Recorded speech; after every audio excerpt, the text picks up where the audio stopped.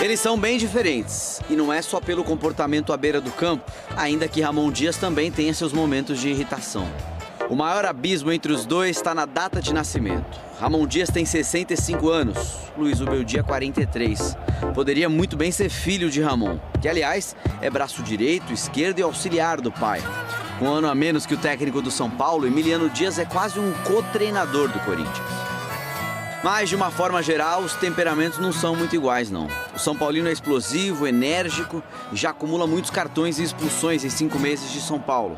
Depois que ele chegou, o São Paulo tem um padrão de jogo, o São Paulo tem uma forma de atuar com algumas variações. Agora vai ter que se concentrar unicamente no Campeonato Brasileiro.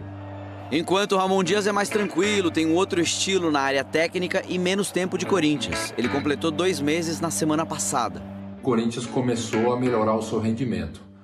Está num momento especial, talvez o melhor momento, e acho que o trabalho dele tem que ser valorizado, do Ramon Dias e da sua comissão, porque ele conseguiu dar um sistema de jogo, dar uma forma de jogar o Corinthians. Mas eles têm algo importante em comum. Os dois argentinos se adaptaram rapidamente aos clubes, não demoraram para conseguir bons resultados e agradaram o torcedor.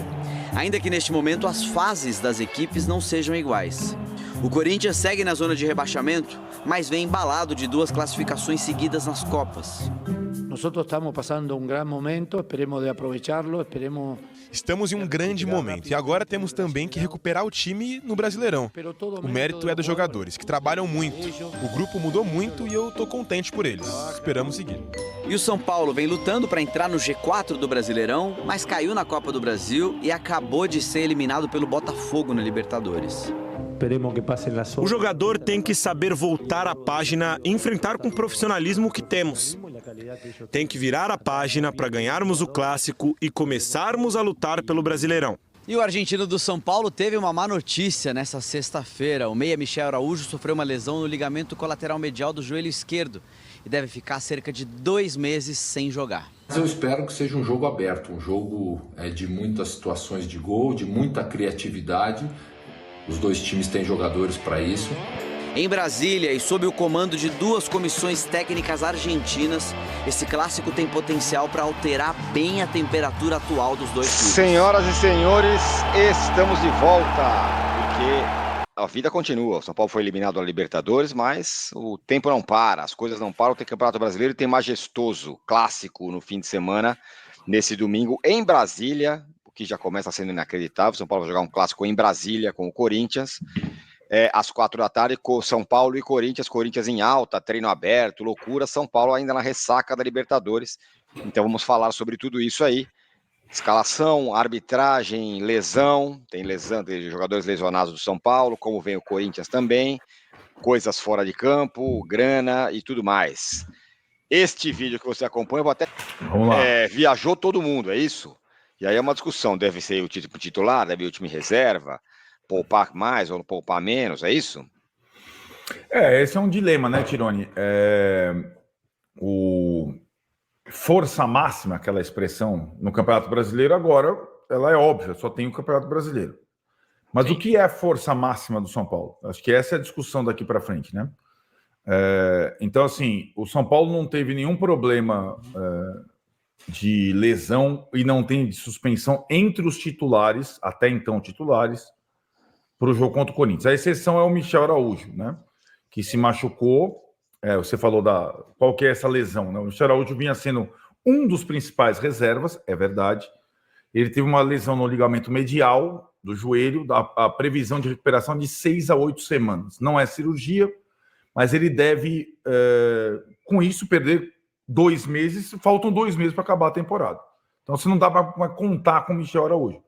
Agora, da turma que começou jogando, que jogou o primeiro tempo contra o Botafogo, não tem ninguém suspenso e ninguém machucado.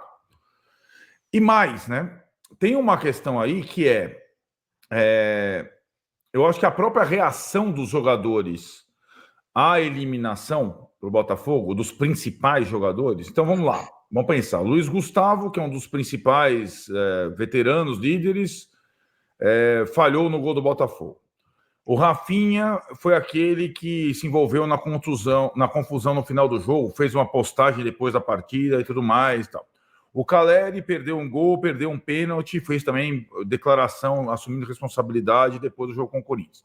O Lucas perdeu o pênalti também, fez postagem e tal. Então, esses principais jogadores do São Paulo, eles estão querendo dar uma resposta, ou se vendo obrigados a dar uma resposta. Então, assim, todos estão disponíveis e querendo jogar absurdamente contra o Corinthians. Aí a nossa questão é levantar se isso seria o melhor para o São Paulo, e não para eles, e o melhor para jogar contra esse time do Corinthians, que você descreveu que está em alta e tudo mais. Eu acho que essa é a discussão, né? Se esse time principal, eu vou botar entre aspas, porque agora, para mim, uma frente única só, a gente tem que discutir se o time principal continua sendo esse, é o ideal para jogar um clássico com as sequelas da quarta-feira após derrota para o Botafogo.